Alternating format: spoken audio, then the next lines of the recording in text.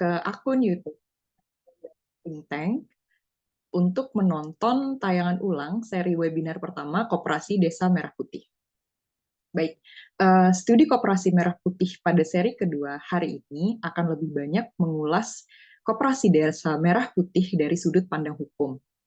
Bagaimana pembentukan Koperasi Desa Merah Putih atau Kopdes MP melalui instruksi Presiden nomor 9 tahun 2025 justru mencerminkan kemunduran kelembagaan koperasi. Pembentukan dengan pendekatan top-down menempatkan koperasi bukan sebagai alat kedaulatan warga, melainkan sebagai agregator layanan negara yang fungsinya mengelola pembiayaan, menyalurkan subsidi, hingga memegang kendali atas aset publik dan juga sosial. Pelibatan berbagai kementerian, serta dana publik, termasuk penggunaan dana desa, APBD, PUR, hingga BUMN, sebagai penjamin aset, dapat menempatkan Koperasi Desa Merah Putih beresiko untuk menjadi lembaga birokratis yang jauh dari prinsip koperasi sejati, yaitu dari anggota, oleh anggota, untuk anggota. Nah, pada pagi hari ini, tim analisis hukum dari Selios, di sini ada Mas Muhammad Zakiul Fikri dan juga Mas Muhammad Saleh, akan mengupas betapa rapuhnya fondasi hukum dari Koperasi Desa Merah Putih dan juga adanya potensi pelanggaran dari penyelenggaraan Koperasi Desa Merah Putih ini.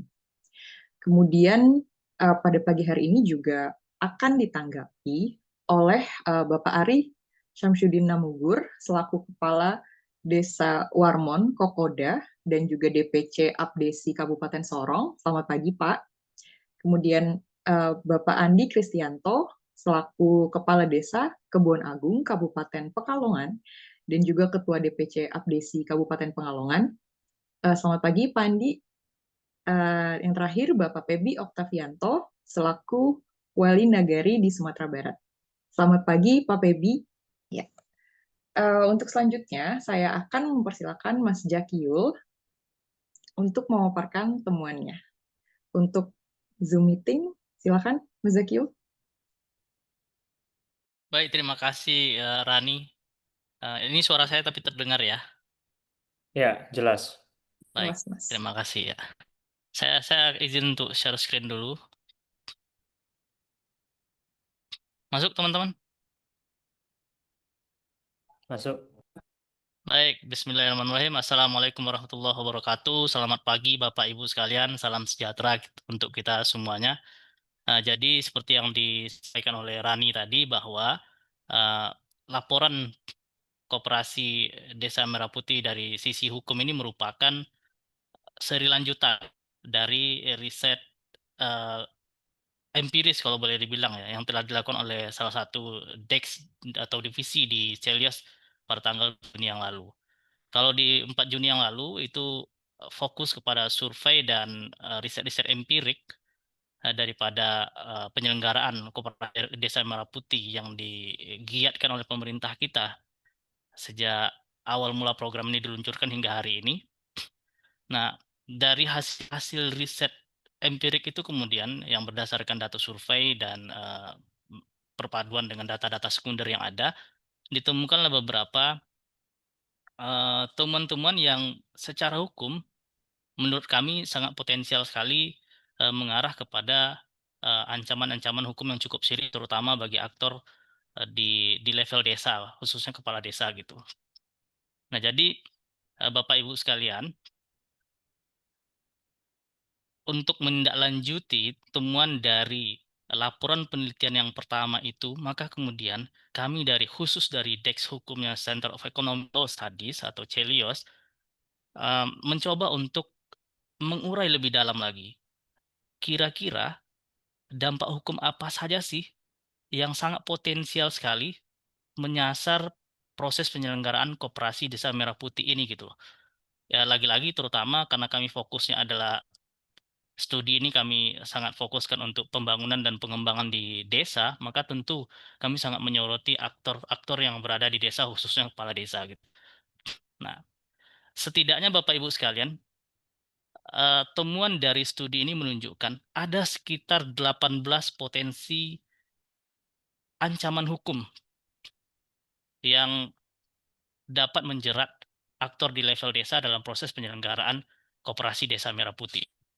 Dari 18 ancaman hukum tersebut, 15 diantaranya merupakan ancaman pidana. Baik itu pidana khusus, tipikor, maupun pidana umum. Sementara 3-nya merupakan ancaman hukuman administratif. Tetapi meskipun ini ancaman hukuman administratif bukan berarti lebih ringan, tidak. Karena ancaman administratif itu di level yang paling tinggi adalah penghentian status sebagai seorang kepala desa gitu. Nah, inilah nanti yang akan kami coba uraikan.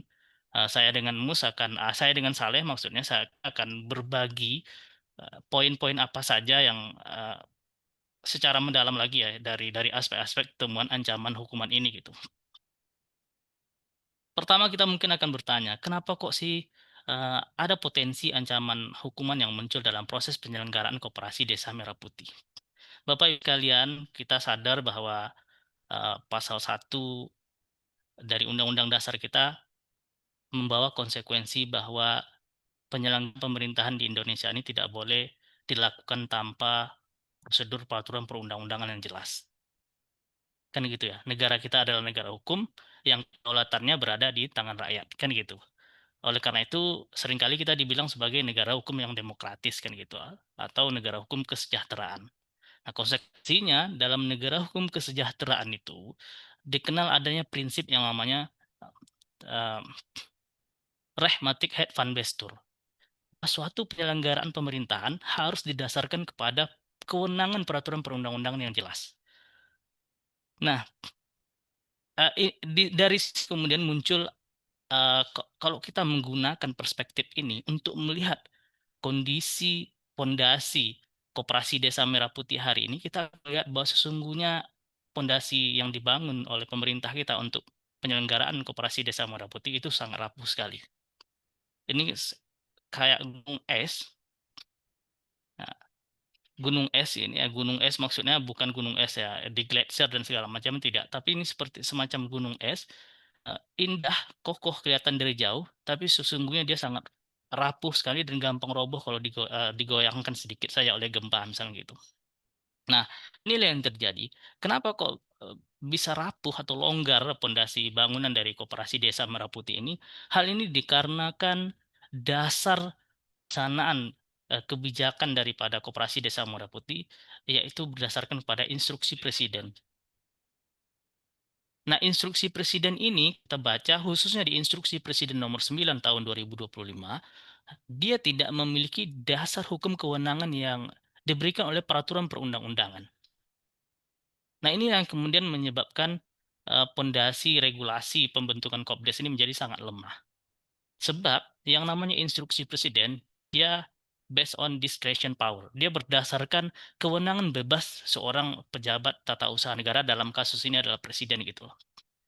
Sehingga sangat bisa dibilang sangat subjektif sekali dalam proses penyusunan, perencanaan, dan bahkan pengeksekusian program yang sangat strategis ini. Kenapa dibilang sangat strategis? Karena dia di satu sisi tujuannya sangat baik ya, dia pengen membangun istilahnya ekosistem pembangunan ekonomi di level pedesaan yang lebih bagus kan gitu ya. Kemudian bahwa program ini juga sokong oleh pendanaan-pendanaan yang bersumber dari anggaran pendapatan negara kita atau menggunakan uang negara lah istilahnya begitu. Nah, oleh karena itu kita mau bilang bahwa program strategis.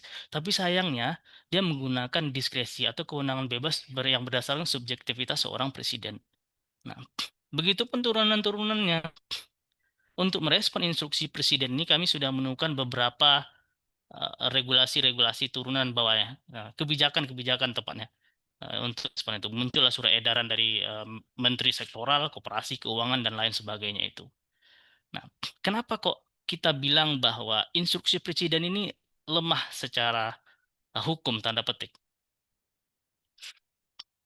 Jadi Bapak Ibu sekalian, dalam doktrin ilmu hukum khususnya hukum administrasi, ada dua bentuk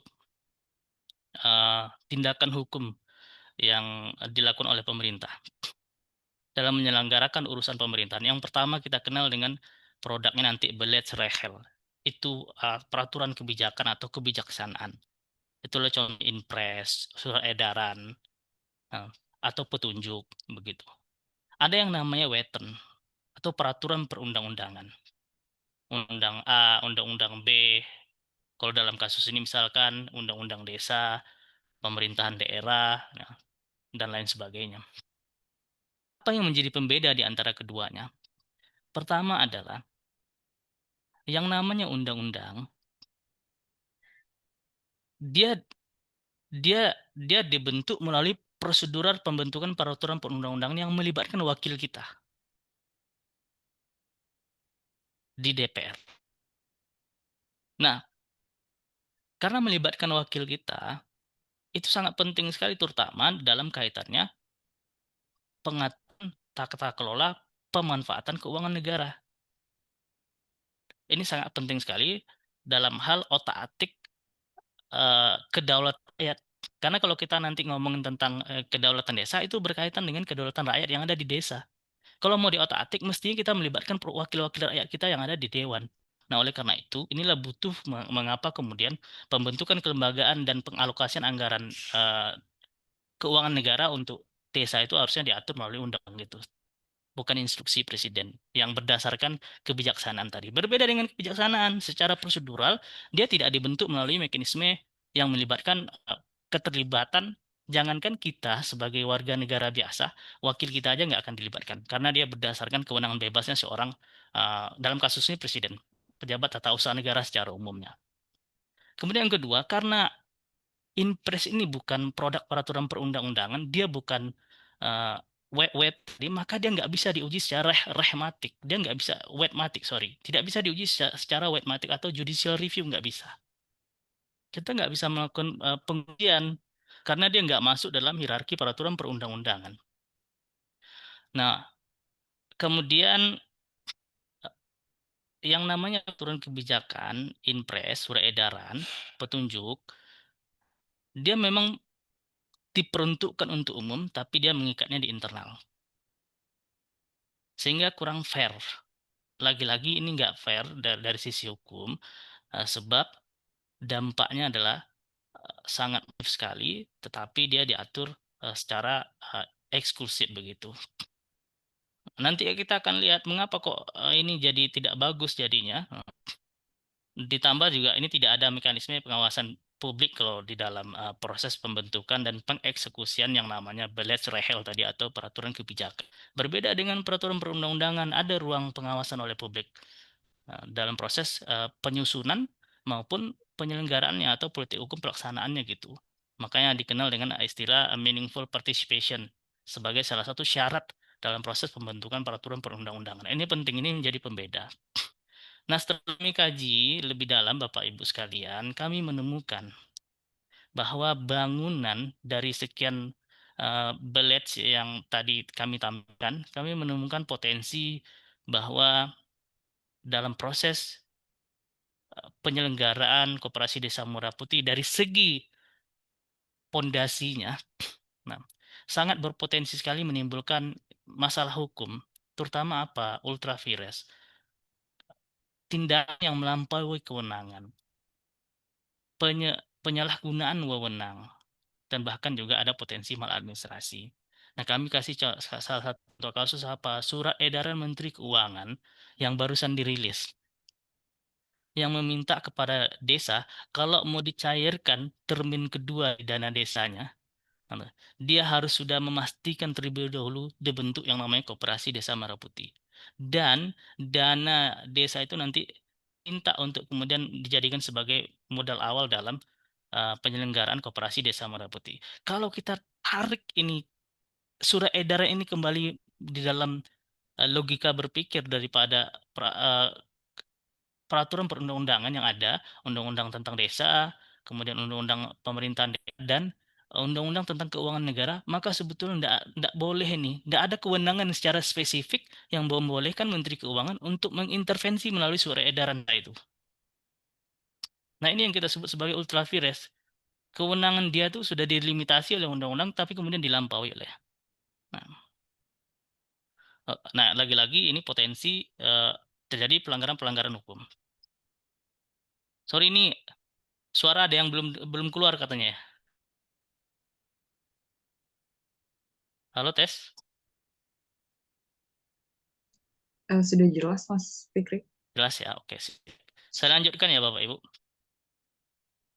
Kemudian selanjutnya, dalam proses penyelenggaraan Koperasi Desa Merah Putih, setelah kita kaji kembali hasil riset yang di awal dilakukan oleh teman-teman di Center of Economic and Law Studies Atelios, kita juga menemukan potensi jerat pidana yang mengancam aktor-aktor penyelenggara Koperasi Desa Merah Putih. Kalau sebelumnya kan kalau Bapak mungkin sudah membaca laporan Celios di seri yang pertama tentang Koperasi Desa Merah Putih, di sana ini saya ulang lagi di sini. Nah, ada hasil survei. Ini hasil survei kepala desa atau pejabat struktural di tingkat desa yang menyampaikan bahwa mereka mengakui dengan sendiri 65% respon aparatur di tingkat desa mengakui bahwa ada potensi ini penyelewengan penggunaan anggaran dalam penyelenggaraan Koperasi Desa Merah Putih 65%. Kok bisa hal ini terjadi? Nah, setelah kami pelajari lebih jauh Bapak Ibu sekalian, setidaknya ada beberapa titik krusial masalah-masalah hukum yang sangat potensial terjadi, baik dalam tahapan pembentukan maupun dalam tahapan penyelenggaraan pasca pembentukan Koperasi Desa Merah Putih. Nah, di sini kita bisa lihat, ya, kami sudah buatkan titik krusial masalah apa saja. Di tahapan pembentukan itu ada setidaknya 5 masalah. Nah, masalah hukum yang sangat potensial terjadi. Nah, melibatkan siapa? Lagi-lagi kebanyakan yang terlibat di aktor-aktor yang terlibat lagi-lagi adalah elit-elit di desa, khususnya kepala desa. Nah, oleh karena itu kami ingin warning nih ke pemerintahan desa. Nah, ini mesti berhati-hati dalam menyikapi program Koperasi Merah Putih ini. Jangan kemudian nanti program yang diharapkan populis ini justru menjadi tanda petik jebakan bagi Bapak Ibu kepala desa atau para aktor-aktor pemerintah desa yang ada di desa sekalian gitu. Ini ada banyak dan tapi mayoritas aktor utama yang disasar adalah kepala desa. Ini yang harus kita warning bersama gitu.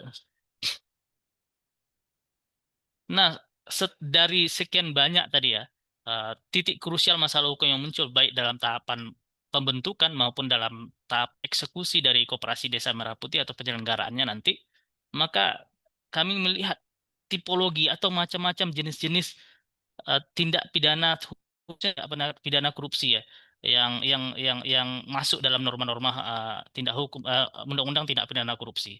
Yang pertama itu ada potensi tindak pidana korupsi perbuatan melawan hukum yang merugikan keuangan negara. Relevansinya apa? Penggunaan dana desa untuk cicilan utang koperasi yang menghasilkan manfaat ekonomi produktif dan berujung gagal bayar. Jadi kan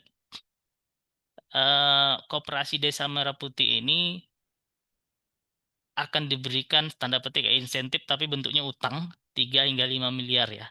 Nanti jaminannya adalah dana desa. Jadi diutangkan ternyata nggak produktif, gagal bayar nanti. Maka itu bisa masuk dalam kategori kerugian keuangan negara, perbuatan maupun kerugian keuangan negara. Nah, yang lagi-lagi sebetulnya pengalokasian melalui yang namanya peraturan kebijakan tadi, surat edaran maupun instruksi presiden, nggak boleh harusnya itu perubahan alokasi anggaran desa melalui peraturan kebijakan. Nah, peraturannya masih kabur, masih tidak jelas, sementara kemudian merugi, buntung ya itu, udah jatuh, lalu tertimpa tangga. Ini desa rugi, kadesnya potensi masuk penjara. Nah, ini yang ingin kami warning bersama-sama. Kemudian penyalahgunaan wewenang, suap pengadaan barang dan jasa, gratifikasi pemerasan. Semuanya ada potensi yang terjadi di dalam proses penyelenggaraan Kopdes ini. Lalu ada lagi satu lagi yang tidak kalah penting Bapak Ibu sekalian. Setidaknya ada 6 temuan pokok di antara sekian banyak temuan yang lain di dalam studi Celios yang pertama. Nah, 6 temuan ini kami perhatikan mengarah kepada praktek monopoli usaha dan bahkan cenderung mengarahkan praktek pembentukan dan penyelenggaraan koperasi desa ini kepada arah-arah yang sifatnya praktek kartel. Nah, dua ini merupakan tindakan yang dilarang oleh peraturan perundang-undangan, khususnya Undang-Undang Nomor 5 Tahun 1999. Apa aja itu? Kopdes ini kan dirancang sebagai entitas koperasi dengan dukungan dari keuangan negara, ya, yang memiliki akses ke berbagai lini seperti distribusi sembako, pupuk, dan lain sebagainya, bahkan juga ini ya, cold storage kan ya. Nah, Kopdes diberi mandat tunggal untuk menyalurkan berbagai program pemerintah, menggantikan fungsi lembaga desa lain seperti BUMDes dan pelaku usaha lokal. Kalau ini terjadi, Bapak Ibu sekalian, alih-alih diversifikasi atau mungkin pemerataan ekonomi di tingkat desa, justru nanti mati itu dibuatnya warung-warung, apotek-apotek, atau toko-toko yang ada di desa. Kalau sukses, kalau nggak sukses masuk penjara. Nah, kan gitu ya. Kalau sukses mati dibuatnya lini usaha yang ada di desa lain. Tapi kalau nggak sukses masuk penjara. Oke, saya lanjut dulu ya. Nah, padahal Bapak Ibu sekalian, lagi-lagi pasca kita reformasi, kita punya komitmen untuk melakukan istilahnya distribution of power secara vertikal. Jadi ada distribusi kekuasaan secara horizontal, yang itulah ada yudikat, ada legislatif, ada eksekutif, dan sebagainya. Ada lembaga negara non-kementerian, dan seterusnya. Ada yang namanya distribution of power secara vertikal. Dibagi kewenangan di antara pemerintah pusat dengan pemerintah daerah, daerah dengan desa. Nah, dalam proses penyelenggaraan desentralisasi atau distribution of power secara vertikal ini, Undang-Undang Desa Bapak Ibu sekalian sudah mengatur beberapa asas dalam penyelenggaraan pemerintahan desa. Dua di antaranya adalah ada asas yang namanya rekognisi. Yang ketiga ada namanya asas subsidiaritas.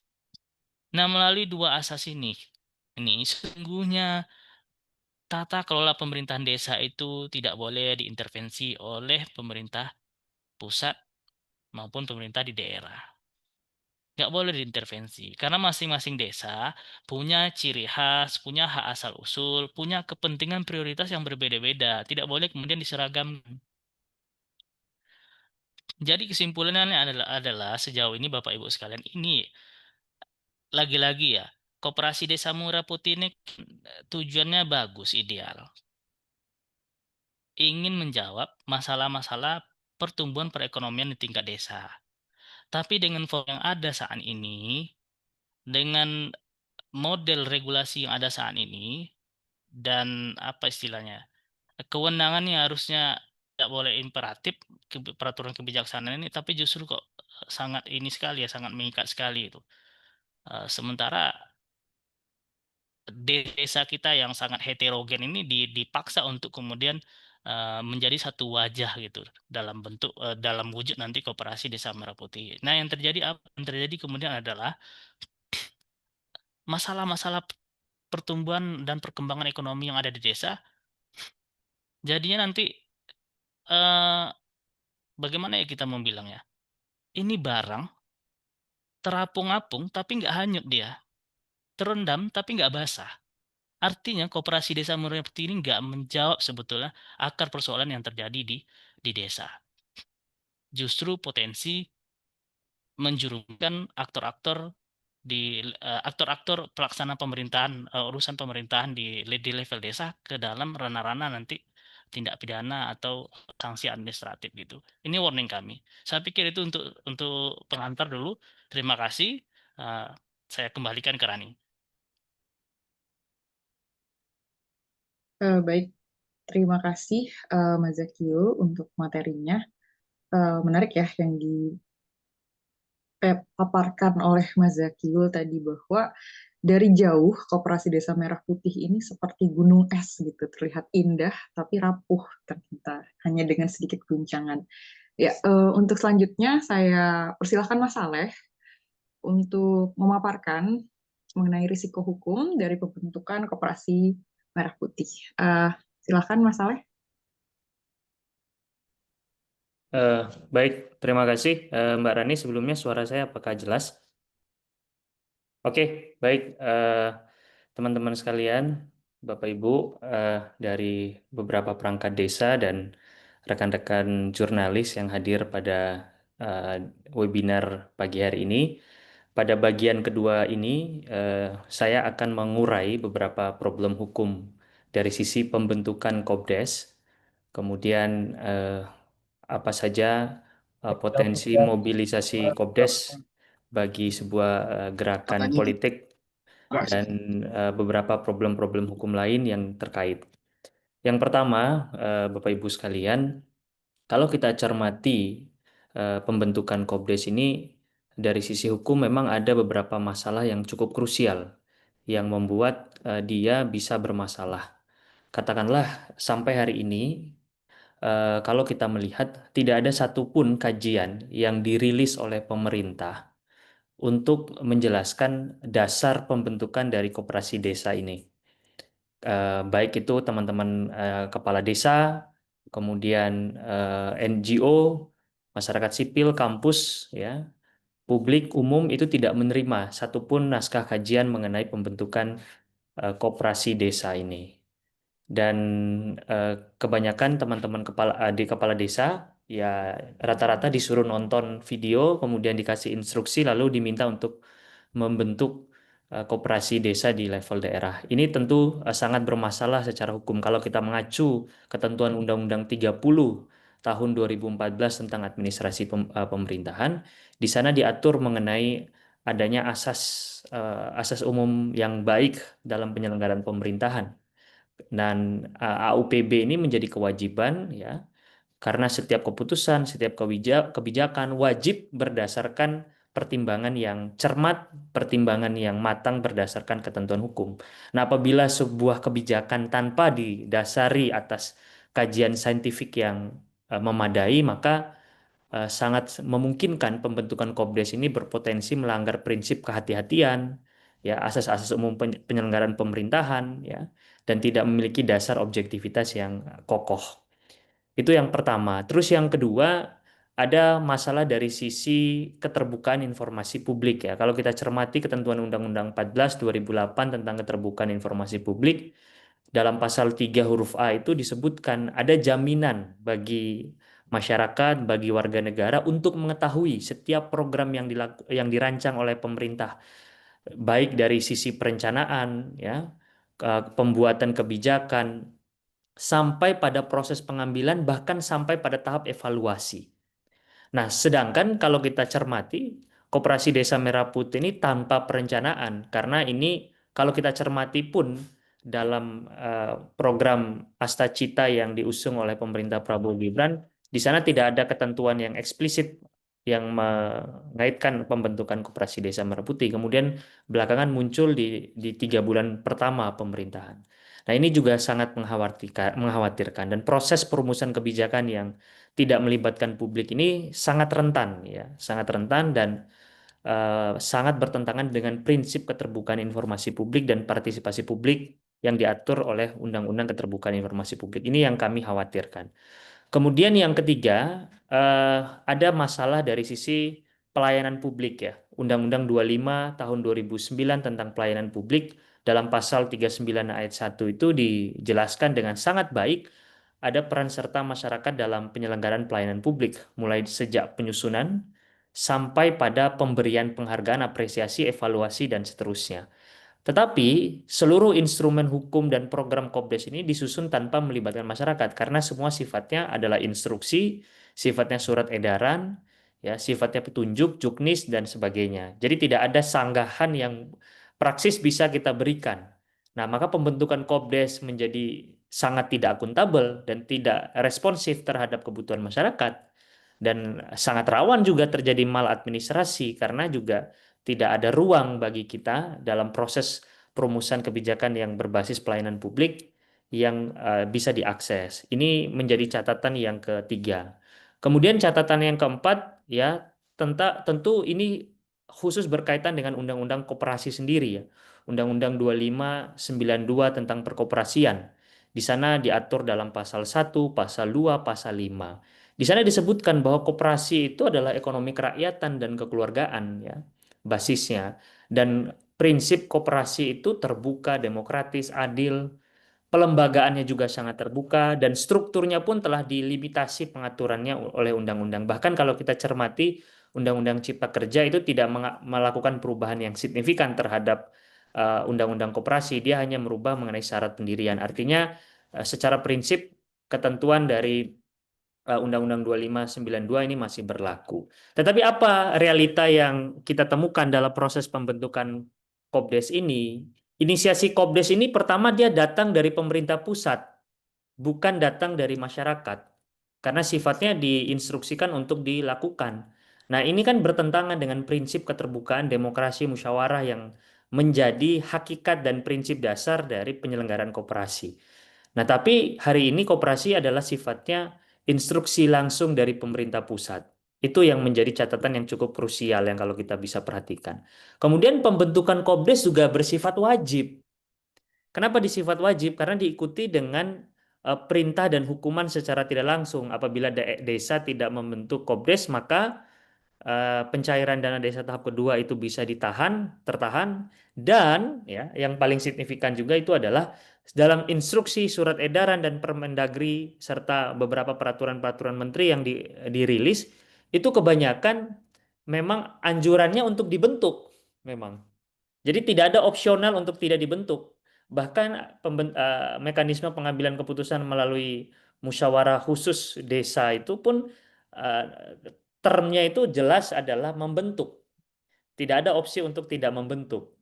Nah, diberlakukannya hukum yang sifatnya wajib melalui instrumen surat edaran ya, dan instruksi ini jelas memiliki masalah dari sisi hukum. Dan kendali pemerintah desa dalam pembentukan Kopdes itu juga cukup dominan. Padahal kalau kita cek Undang-Undang Koperasi,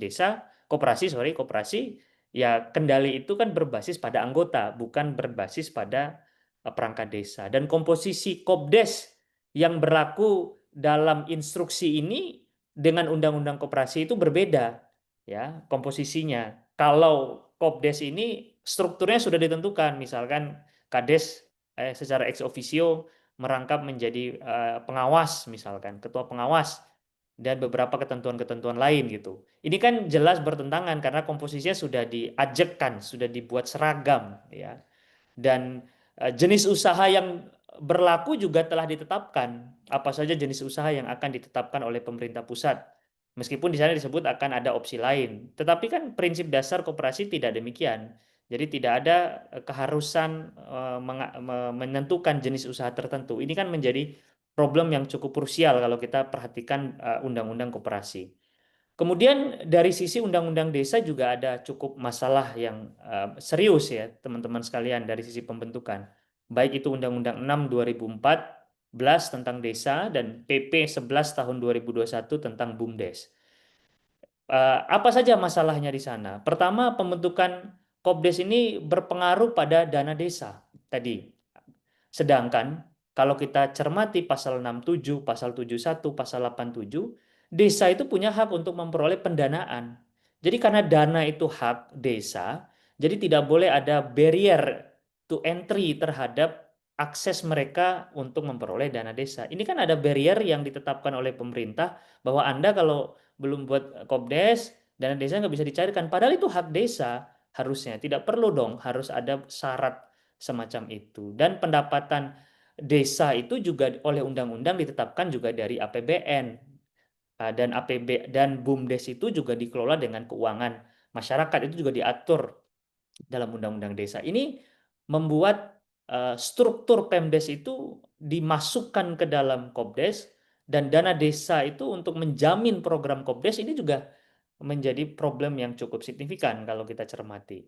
Kemudian kalau kita beralih pada PP 11 2021 tentang BUMDes, ya, di sana ditetapkan ada jenis BUMDes, ya, kegiatan usaha BUMDes dan sebagainya. Dengan pembentukan Kopdes ini ada pertentangan fungsi antara Kopdes dan BUMDes. pemerintah tidak pernah melakukan revisi terhadap Undang-Undang Desa untuk membentuk Kopdes Merah Putih ini. Pemerintah juga tidak pernah merevisi PP tentang BUMDes. Ya, pemerintah belum pernah merevisi satupun peraturan perundang-undangan yang berlaku hari ini untuk mengeluarkan kebijakan ini.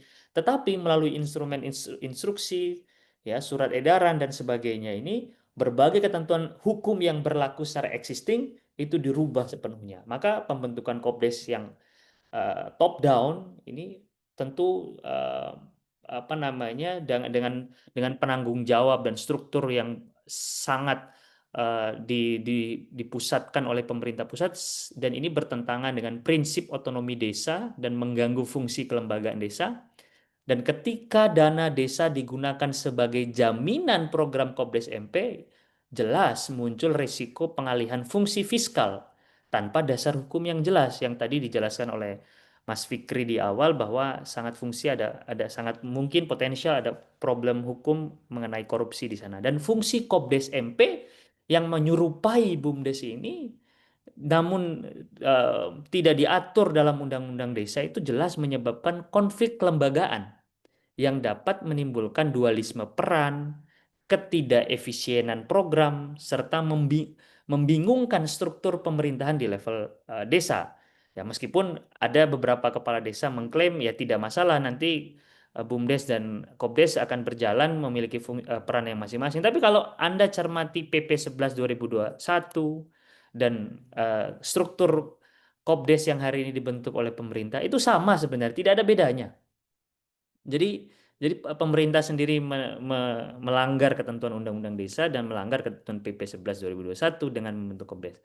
Dan mendesain Kopdes MP secara seragam dan menjadikannya dia menjadi program wajib nasional pemerintah pusat secara tidak langsung menciptakan lembaga baru yang menyaingi peran dari BUMDes. Dan dampak jangka panjangnya juga adalah adanya kerancuan pengelolaan aset, pengelolaan ekonomi, tumpang tindih urusan dan sebagainya. Memang pada tahap perencanaan ini problem-problem ini belum kita temukan, tapi melalui pendekatan saintifik, ya, ilmu pengetahuan kan kita bisa melakukan proyeksi terhadap problem-problem itu. Maka studi ini sebenarnya hadir untuk melakukan mitigasi terhadap potensi itu. Kemudian problem lain itu soal pembentukan norma baru, ya, yang tadi sudah dijelaskan oleh Mas Fikri bahwa kalau kita kaitkan dengan Undang-Undang 1211 tentang pembentukan peraturan perundang-undangan, pembentukan norma hukum melalui instruksi atau surat edaran itu tanpa melewati mekanisme formal pembentukan peraturan perundang-undangan jelas bertentangan dengan asas legalitas, hierarki norma peraturan perundang-undangan, dan instrumen seperti instruksi menteri, surat edaran itu sebenarnya bukan peraturan perundang-undangan yang sah untuk mengatur norma yang mengikat umum, apalagi jika substansinya mengubah, ya, mencabut atau bertentangan dengan undang-undang yang eksis. Ini yang menjadi catatan hukum kita. Kemudian juga yang sangat krusial juga Bapak Ibu sekalian, itu ada soal pertentangannya dengan Undang-Undang 1098, ya, sebagaimana diubah dengan Undang-Undang 792 tentang perbankan. Di mana kalau kita lihat problem hari ini, ada tren pertumbuhan kredit di bank himbara di sektor usaha mikro kecil menengah itu justru mengalami penurunan yang signifikan dalam 2 tahun terakhir. Dengan memaksa bank-bank himbara untuk menyalurkan kredit koperasi desa baru yang belum memiliki rekam jejak dan aktivitas bisnis yang terukur, ya, visibilitas tadinya juga nggak jelas. Ini juga tentu bertentangan dengan Undang-Undang 1098 tentang perbankan. Dan kewajiban bank-bank himbara untuk menyalurkan kredit kepada koperasi desa yang belum terbukti kelayakan usahanya dan bertentangan dengan prinsip kehati-hatian perbankan. Dan hal ini mengancam stabilitas sistem keuangan nasional karena bertentangan dengan prinsip 5C dalam analisa kredit dan asas kredibilitas dalam pengelolaan sektor perbankan. Ini juga yang menjadi catatan yang pemerintah sendiri tidak memperhatikan dengan cukup serius. Sehingga Bapak Ibu sekalian, ada cukup banyak problem-problem hukum yang menyertai dalam proses pembentukan Kopdes ini yang mestinya menurut hemat kami bisa dicermati secara serius, bisa diakselerasi dengan serius. Dan apabila pemerintah ingin membentuk koperasi Desa Merah Putih, maka sebenarnya perlu didahului dengan perubahan undang-undang, revisi peraturan perundang-undangan sehingga terjadi kejelasan hukum, ada kepastian hukum dan tidak ada masalah hukum di kemudian hari yang dapat menjerat ya aktor-aktor yang ada di dalamnya. Nah, kemudian melanjut dari aspek yang kedua, studi seri pertama juga memotret ya adanya potensi koperasi desa itu sebagai mesin politik di tahun 2029. Nah, indikasi ini cukup kuat ya berdasarkan hasil survei yang dilakukan oleh Selios ya, yang ditanyakan kepada 108 responden yaitu perangkat desa dengan pertanyaan apakah menurut Anda Kopdes Merah Putih merupakan program yang syarat dengan kepentingan politik. Nah, 35% responden dari perangkat desa itu percaya bahwa adanya kepentingan politik dalam pelaksanaan Koperasi Desa Merah Putih. Dan kalau Bapak Ibu sekalian mencermati putusan Mahkamah Konstitusi dalam perselisihan hasil pemilu tahun 2024, di sana kan operasi Parcok ya dan Kades sebenarnya disajikan dalam sengketa PHPU pemilu dan ternyata potensi ini bisa ditambah di tahun 2029 apabila Kopdes ini bisa dioptimalisasi nih oleh partai politik. Bagaimana skemanya? Dalam skema Celios itu pembentukan Kopdes yang ditargetkan kurang lebih ada 80.000 koperasi desa terbentuk. Dengan asumsi rata-rata setiap koperasi itu memiliki kurang lebih 100 anggota, ya. Dan kalau kita gabungkan ada 8 juta orang yang bisa dikonsolidasi dalam 80.000 koperasi desa. Nah, dengan asumsi partisipasi pemilih 70% dan memiliki suara efektif itu kurang lebih 5.600.000 suara. Dan kalau kita distribusi dalam bentuk dalam bentuk suara dengan skenario 2 partai dan 8 partai, kurang lebih skenario 2 partai partai yang dominan 2 partai ini bisa memperoleh 46 kursi secara keseluruhan ya kalau dia bisa mengakomodasi skema ini untuk pemilu legislatif. Kemudian dengan skenario 8 partai potensi 34 kursi yang diperoleh. Nah, nanti hitung-hitungan lengkap per dapil dan sebagainya dalam laporan 1 bisa kami share untuk bahan bacaan teman-teman. Tetapi kami ingin menyatakan bahwa di sini ada ruang sebenarnya, ada ruang pengkonsolidasian itu yang sangat mungkin bisa dilakukan. Kemudian kalau kita cermati beberapa skema proses abuse of power yang potensial dilakukan, ya ada beberapa rentetan peristiwa yang mungkin bisa mencermati hal itu terjadi. Misalkan penguasaan koperasi oleh kepala desa dan elit lokal itu, dan kepala desa serta keluarganya kan sangat potensial ya menguasai posisi strategis ya pengurus pengawas yang ada di koperasi desa, dan ini yang kita khawatirkan. Dan kalau bisa studi ini hadir dengan kecurigaan memang ya, karena memang harapan kita akan ada mitigasi terhadap hal ini. Kemudian ada proses penyaluran tuh bantuan ekonomi melalui koperasi. Di sana ada bantuan dalam bentuk sembako, pinjaman, alat produksi, dan disalurkan tidak merata misalkan. Ini yang juga kita khawatirkan ya, sangat potensial proses penyaluran itu dilakukan dengan tidak merata.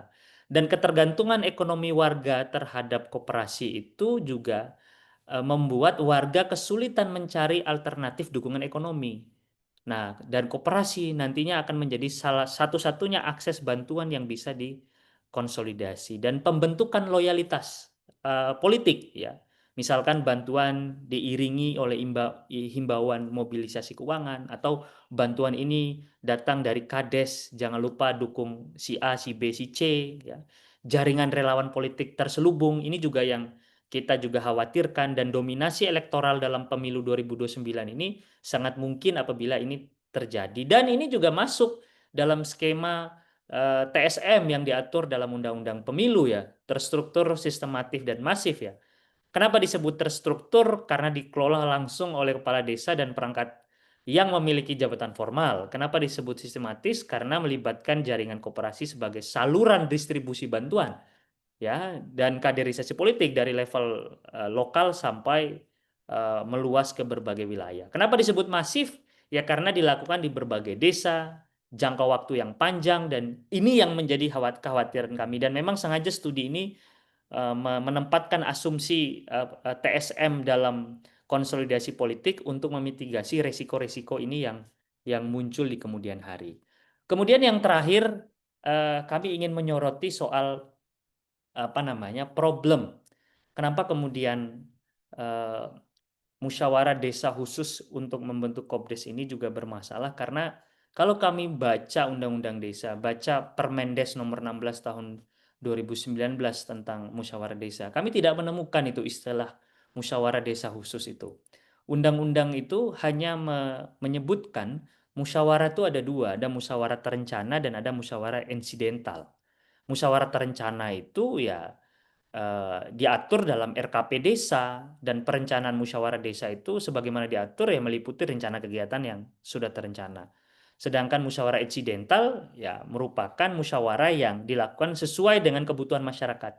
Jadi nomenklatur musyawarah desa khusus ini tidak kami temukan, sehingga ini juga menjadi ambigu ya ketika pemerintah memaksa melahirkan jenis musyawarah atau nomenklatur baru yang memaksa desa untuk mengambil keputusan pembentukan Kopdes, tetapi secara nomenklatur hukum dan jenis musyawarah ini tidak kita temukan dari sisi hukum. Ini juga yang kami khawatirkan. Oleh karena itu, Bapak Ibu sekalian, terhadap beberapa hal yang kami sampaikan tadi, tentu ada beberapa ancaman hukuman yang ini juga bisa dilakukan oleh masyarakat untuk memantau. Jadi studi ini sebenarnya sebagai warning dan informasi kepada masyarakat agar masyarakat juga terlibat untuk memantau proses ini.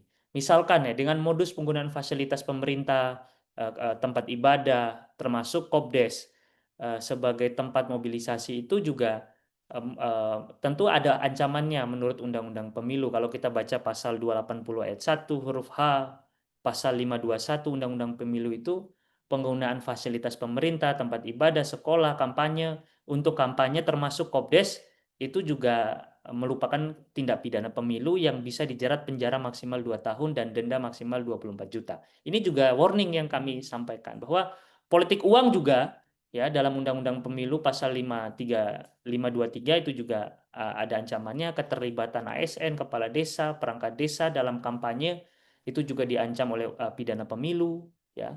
Kampanye di luar jadwal, misalkan nanti Kopdes ini akan diarahkan untuk lebih awal melakukan konsolidasi politik. Ini juga kami warning bahwa ini tentu sangat bertentangan dengan pasal 492 dan junto pasal 280 Undang-Undang Pemilu ya. Korupsi ya, penyalahgunaan kewenangan, suap dan sebagainya ini juga bertentangan. Dan yang terakhir, ada beberapa sanksi administrasi yang menjadi warning juga bagi aparatur desa dan masyarakat bahwa ketika ada gratifikasi fee proyek honor musyawarah, ini juga kita bisa menggunakan basis Undang-Undang Tipikor sebagai bahan laporannya aduan masyarakat. Dan ketika desa tidak menyusun pelaporan APBDes dan tidak membuka informasi mengenai penggunaan dana desa, atau misalkan di sana melanggar larangan etis desa, misalkan merugikan publik, konflik kepentingan, penyalahgunaan wewenang, itu juga bisa kita jeratkan pasal 29 Undang-Undang Desa mengenai kepala desa bisa diberhentikan oleh bupati misalkan, atau sanksi teguran dan sebagainya. Intinya sebenarnya kayak yang kami ingin sampaikan bahwa ada berbagai instrumen hukum yang memungkinkan kepala desa itu terjerat dengan berbagai ketentuan apabila salah dan tidak cermat mengambil keputusan dalam menjalankan program ini.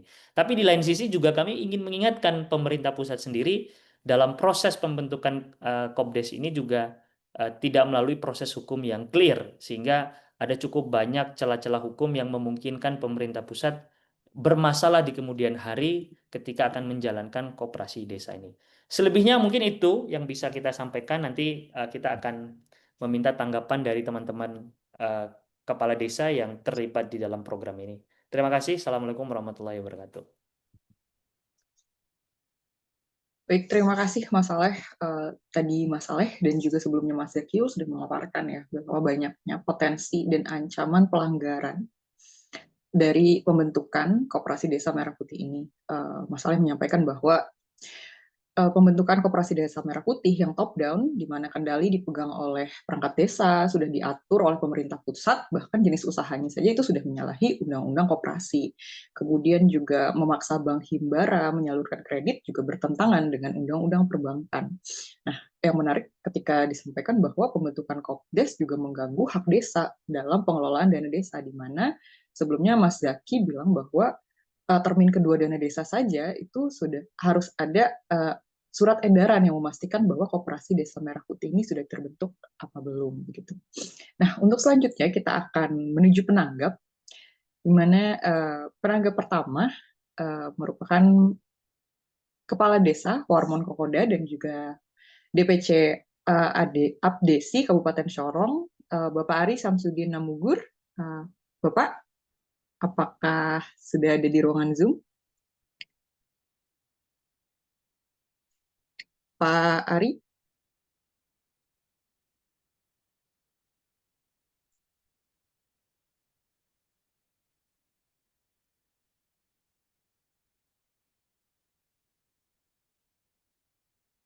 Oke, mungkin kita ke penanggap selanjutnya dulu ya Mas saya.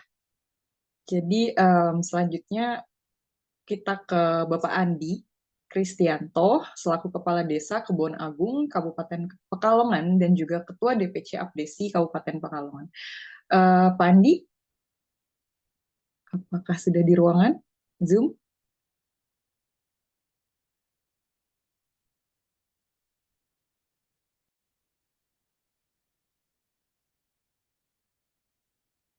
Cek mungkin ini belum dikasih akses untuk open mic ya, Mas Galau. Mas Galau ya. Bentar.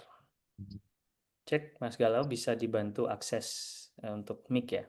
Ya, mungkin bisa dijadikan co-host. Oh iya, siapa tadi? Atas nama Pak Andi ya. Pak Andi. Oke, Pak Andi sudah jadi co-host ya. Baik Pak Andi. Cek Pak Andi.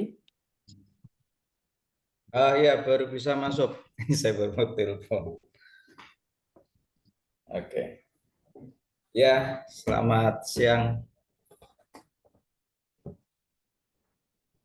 Oke, selamat siang Pak Andi. Monggo. Oke.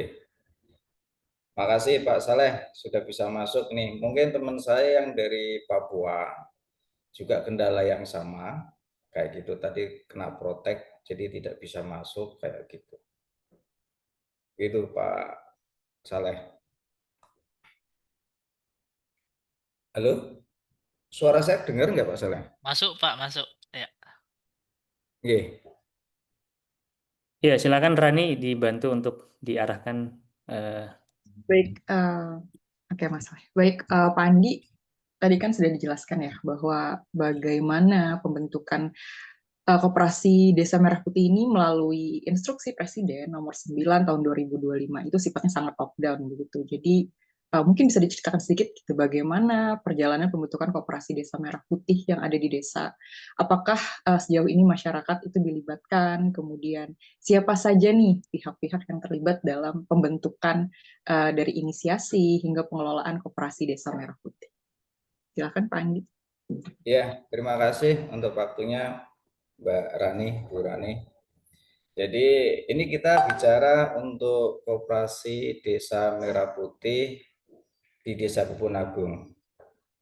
Desa saya sendiri kayak gitu. Karena memang saya bisanya cerita tentang di Desa Kebun Agung. Dengan adanya Instruksi Presiden nomor 9 2025 tersebut, sebelumnya kita sudah ada dari Abdesi itu sudah ada dengar program itu adanya koperasi desa.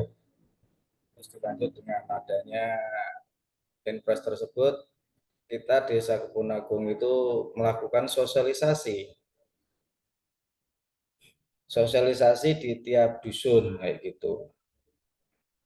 Nah, dengan adanya sosialisasi, kemungkinan untuk ini yang pertama di Pekalongan kita melakukan sosialisasi. Nah, dilanjut kita melakukan musyawarah desa. Saya melakukan musyawarah desa, memang benar di undang-undang tidak ada cerita tentang musyawarah desa khusus atau musdesus, itu tidak ada. Makanya ketika saya sudah musyawarah desa dari pihak kabupaten, kok tidak ada khususnya kayak gitu. Kok tidak ada khususnya kayak gitu. Membicarakan khususnya itu. Dan saya jawab, ya sudah terlambat saya membuat musyawarah desa kayak begitu.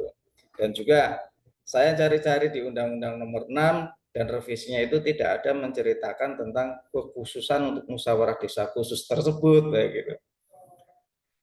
Nah, terbentuklah nama Koperasi Desa Kebon Agung kayak gitu. Mungkin untuk Kabupaten Pekalongan yang pertama. Dan sekarang lagi menggeliat untuk pembentukan di notaris-notaris kayak gitu. Seperti itu. Sebelumnya kita bicara tentang pendirian koperasi itu, kita sering ya, kalau di abdesi itu sering dengar kita ke kementerian kayak gitu, sering dengar pendapat, sering melakukan geruduk lah kayak gitu, geruduk. Karena kita juga mengantisipasi akan penggunaan dana desa itu untuk kegiatan koperasi. Nah, di sini kita geruduk ke sana, dari kementerian itu tidak tidak mengarahkan dana desa untuk digunakan sebagai modal kayak gitu usaha, akan tapi diarahkan nanti Bank Himbara yang memberikan permodalan terhadap koperasi agar koperasi bisa berjalan ya, dengan tujuan ya program-program koperasi kan untuk masyarakat desa kayak gitu, kembali kepada anggota kayak gitu. Seperti itu. Ya asas koperasi lah, oleh, untuk, dan dari kayak gitu. Seperti itu. Lah sampai sekarang kita belum launching ya. Karena ada ibaratnya kemungkinan nanti pemberian dana-dana dari Bank Himbara tersebut itu setelah launching kali. Setelah launching. Dengan adanya Bank Himbara memberikan dana tersebut, dana pinjaman terhadap koperasi, kebanyakan masyarakat desa yang menggeliat untuk melakukan aktivitas di koperasi. Ya kita aja sudah ditodong. Pak katanya mau bikin ini kayak gitu. Pak katanya mau bikin ini kayak gitu. Ya nanti kalau koperasi sudah menggelontorkan anggaran gitu. Kalau koperasi tidak diberi anggaran gimana Pak? Ya kita di desa ya, namanya warga kan ada yang teliti dan lain sebagainya. Bahkan di Kebon Agung sendiri berdirinya koperasi itu setuju, kayak gitu, setuju. Tapi tidak setuju kalau dana desa digunakan untuk koperasi. Masyarakat sudah warning, Pak, dana desa jangan digunakan untuk modal. Apalagi sekarang sudah berita tersebut sudah menggema ya, kayak gitu. Saya sudah sempat di-warning sama warga. Sudah sempat di-warning. Tidak boleh Pak dana desa untuk mencicil atau mengangsur dari hutang koperasi kayak gitu. Ya harusnya karena untuk kegiatan bisnis ya kegiatan bisnis tersebut yang harus untuk tanggung jawab mengembalikan modal dari Bank Himbara yang digelontorkan ke koperasi. Itu Pak Saleh, Bu Rani sekelumit tentang pendirian koperasi Desa Merah Putih di Desa Kebon Agung. Dan memang kalau mencermati dari awal sampai tadi itu memang bernuansa politik kayak gitu ya. nuansanya nuansa politik, dan di mana Pak Presiden Prabowo kan pingin juga program apa sih yang menyentuh kepada warga masyarakat kayak gitu. Kalau tol dan lain sebagainya kan terus terang tol tidak menyentuh warga masyarakat miskin, karena masuk tol saja sudah harus bayar dan syaratnya harus punya roda 4 kayak gitu, roda 2 tidak boleh masuk kayak gitu. Mungkin dengan program koperasi yang bisa sampai ke ujung Berung, kalau orang bilang, orang desa bilang itu sampai pojok desa ya koperasi, dan arahnya ke simpan pinjam kayak gitu. Kalau masyarakat sudah apa namanya antusias dengan simpan pinjam, karena memang kondisi ekonomi masyarakat desa itu ya tidak ada simpan pinjam atau tidak ada pinjaman, tidak rame kayak gitu kalau masyarakat di desa kayak gitu. Seperti itu Pak Saleh, Pak Fikri, Bu Rani, sekelumit dari saya. Baik, terima kasih Pak Andi untuk sekelumit ceritanya di Kebon Agung Pekalongan ya. Selanjutnya saya langsung saja bergerak berpindah ke Pak Ari. Pak Ari Samsudin Namugur selaku Kepala Desa Warmon Kokoda dan Ketua DPC Abdesi Kabupaten Sorong. Pak Ari, boleh cek suara dulu?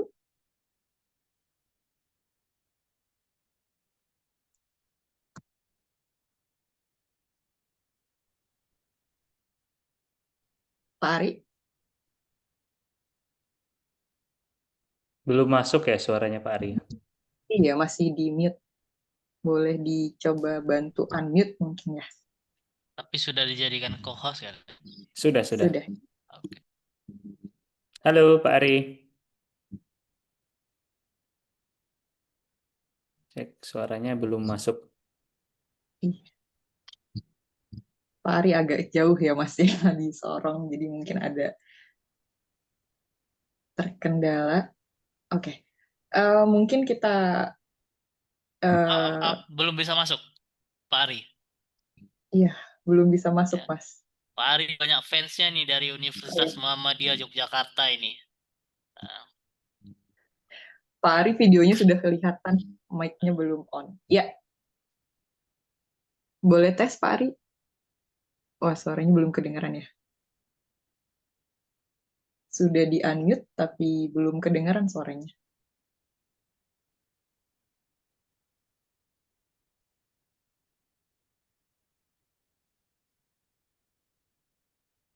Pak Ari?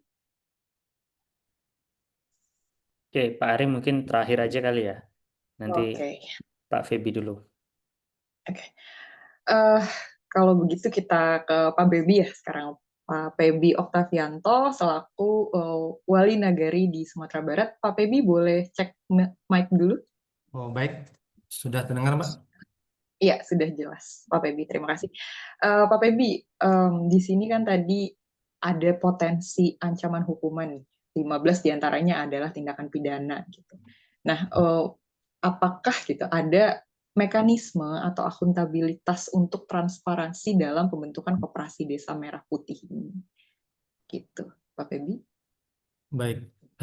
Assalamualaikum warahmatullahi wabarakatuh kepada Bapak Ibu semua yang ada pada Zoom kali ini. Mungkin menarik juga terhadap apa-apa yang disampaikan oleh narasumber tadi.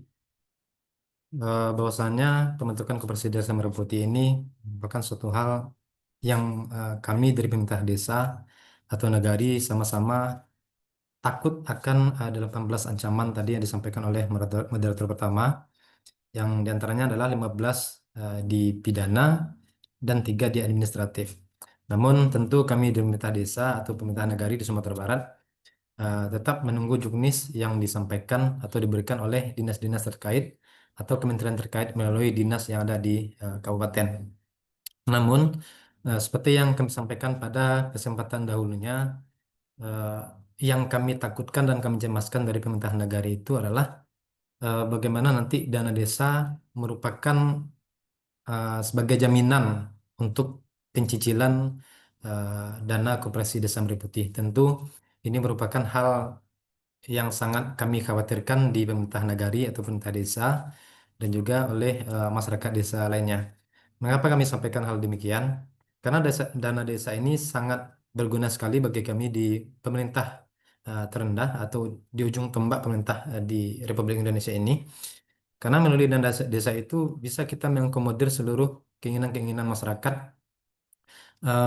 yang ada niat untuk membangun ke depannya. Salah satunya adalah melalui musrembang. Nah, di waktu musrembang itu masyarakat banyak menyampaikan harapan-harapan, keinginan-keinginan yang bisa memperbaiki eh, pembangunan di tingkat desa atau nagari. Sedangkan kalau dana desa ke depannya akan dijadikan sebagai penjamin cicilan Koperasi Desa Merah Putih, tentu kami juga mohon untuk dikaji ulang bagaimana hal ini tidak dilaksanakan atau kami setuju dana desa itu diberikan sebagai jaminan, tapi dengan catatan tidak melalui dana desa yang ada saat sekarang ini. Karena perlu juga kami sampaikan pada kesempatan kali ini, eh, dana desa yang ada sekarang itu, Mbak Rani dan Bapak Ibu semua, itu banyak digunakan untuk kepentingan-kepentingan yang berdampak langsung kepada masyarakat. Salah satunya adalah kita juga melaksanakan eh, sebagai pelaksana dari harapan pemerintah, yaitu penurunan angka stunting.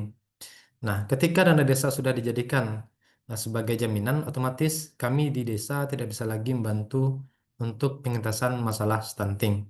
Kemudian ada juga kami melakukan penyuluhan-penyuluhan yang bersifat langsung, yang berkaitan langsung dengan masyarakat, yaitu terhadap ancaman, kalau bagi kami itu merupakan ancaman baru yang nyata, sehingga generasi kami ke depan sangat rusak akibat peredaran narkoba yang begitu masif. Nah, tentu ini dapat juga mohon perhatian dari pihak terkait, terutama dari pemerintah pusat, bagaimana nanti mengkaji kembali menjadikan dana desa ini sebagai jaminan atau anggunan dari eh, Koperasi Desa Merah Putih itu sendiri. Seperti yang disampaikan oleh Bapak Kepala Desa tadi, Pak Andi Kristianto menyampaikan banyak sekali harapan-harapan masyarakat terhadap dana desa dan juga terhadap koperasi ini. Karena kalau bagi kami di desa, Mbak, itu untuk masyarakat UMKM meminjam 5 juta ke bank itu sangat sulit. Ya kan harus ada anggunan. Sedangkan kita sama-sama mendengar pemaparan dari anggota DPRD yang rapat dengar pendapat dengan kementerian terkait kemarin kan seharusnya 50 juta ke bawah atau 1 juta ke bawah itu nggak lagi pakai anggunan. Nah, dengan hadirnya Koperasi Desa Merah Putih ini, kami di masyarakat nagari atau desa sangat senang sekali, Mbak. Karena ini merupakan jawaban juga dari peningkatan usaha-usaha UMKM yang ada. Namun tentu sekali lagi kami sampaikan, kami harapkan untuk dapat dikaji kembali terhadap kebijakan yang akan digulirkan. Karena kami takut juga nanti, Mbak, kalau dana desa sudah dialihkan untuk Koperasi Desa Merah Putih, berarti otomatis desa ini nggak ada lagi kami, Mbak. Terutama kami di Sumatera Barat, itu rata-rata di Sumatera Barat itu dari 1035 desa, kemungkinan itu 30% Mbak yang ada PAD-nya. Sisanya kami masih bergantung kepada dana desa atau dana ADD, alokasi dana desa. Mungkin untuk sementara itu Mbak yang dapat kami sampaikan. Pada kesempatan kali ini kami harapkan pihak terkait untuk dapat eh, eh, mengkaji kembali Pak, terhadap kebijakan yang akan dilaksanakan. Pada prinsipnya kami di pemerintah terendah setuju dan akan mendukung apa-apa yang dicanangkan oleh Presiden melalui Astacita beliau. Namun sekali lagi kami tekankan, tolong bantu juga dikaji kembali kebijakan-kebijakan yang akan digulirkan ke depannya, sehingga masyarakat yang menggantungkan harapan pembangunan di desanya melalui dana desa itu tidak lagi apa istilahnya masyarakat malas untuk datang musrembang, Pak. Karena kalau musrembang hadir, kemudian masyarakat meminta pembangunan jalan A, perbaikan jembatan, perbaikan irigasi, kemudian dana desa, misalkan di tahun 2026 besok dialihkan ke Koperasi Merah Putih, otomatis di 2026 akhir, Mbak, kami di pemerintah desa sulit juga untuk mengajak masyarakat untuk musrembang. Nah, itu. Mungkin itu, Mbak Rani.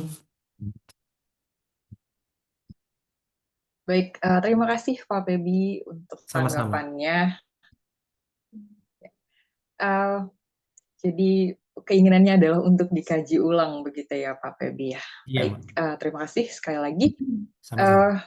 Sebelum kita ke Pak Ari, saya mau mengingatkan untuk rekan-rekan semua yang hadir di Zoom ini, jika memiliki pertanyaan, dapat disampaikan di kolom chat ya. Selanjutnya kita kembali ke Pak Ari. Pak Ari Samsudin, apakah sudah ada di ruangan Zoom? Pak Ari boleh tes mic-nya? Halo Pak Ari. Mas Galau, Pak Ari atas nama siapa ya di Zoom-nya?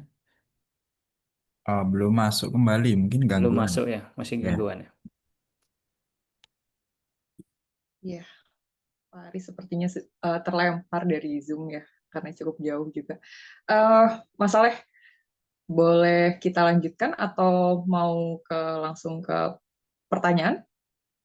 Mungkin Sekarang ada beberapa pertanyaan. ya kita tanya jawab dulu aja kali ya.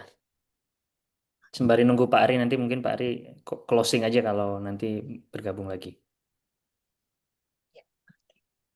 Silakan Mbak Rani, lanjutkan. Oke, sudah ada beberapa pertanyaan begitu masuk di kolom chat ya, Mas Saleh. Di sini ada pertanyaan nih mengenai jika memang Koperasi Desa Merah Putih melanggar banyak undang-undang, jalur hukum apa yang dapat ditempuh oleh kelompok masyarakat untuk menuntut, serta bagaimana cara agar putusan pengadilan kewenangan yuridis lain dapat membatalkannya, karena melihat banyaknya putusan pengadilan yang mendakwa pemerintah melakukan pelanggaran seperti polusi udara, tetapi tidak ada follow up gitu dari pemerintah. Jadi bagaimana nih Mas Saleh dan juga Mas Zakil?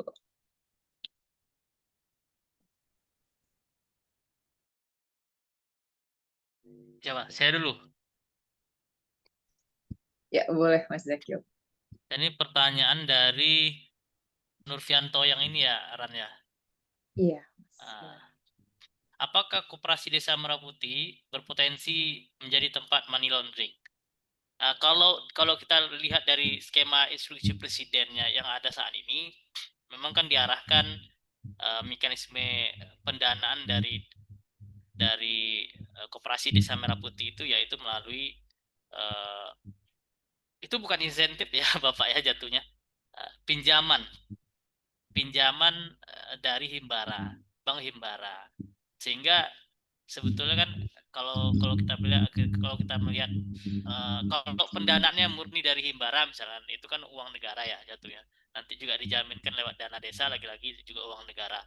Maka kalau dia potensi digunakan untuk money laundering, mungkin kalau pengadaannya lewat uang negara sejauh ini belum ada potensi untuk money launderingnya ya, kecuali barangkali ada pemanfaatan dari dana lain yang tidak bisa dilacak keberadaannya. Karena kunci dari money laundering itu adalah uang dicuci itu merupakan hasil tindak pidana. Itu dia kunci dari money laundering. Selama sumber keuangannya itu bersumber dari hasil tindak pidana, potensi nanti dia jadi money laundering. Kalau tidak, kalau pakai uang himbara masih ya dia tidak money laundering. Cuma nanti kalau gagal bayar desanya, potensi kadesnya masuk penjara itu aja.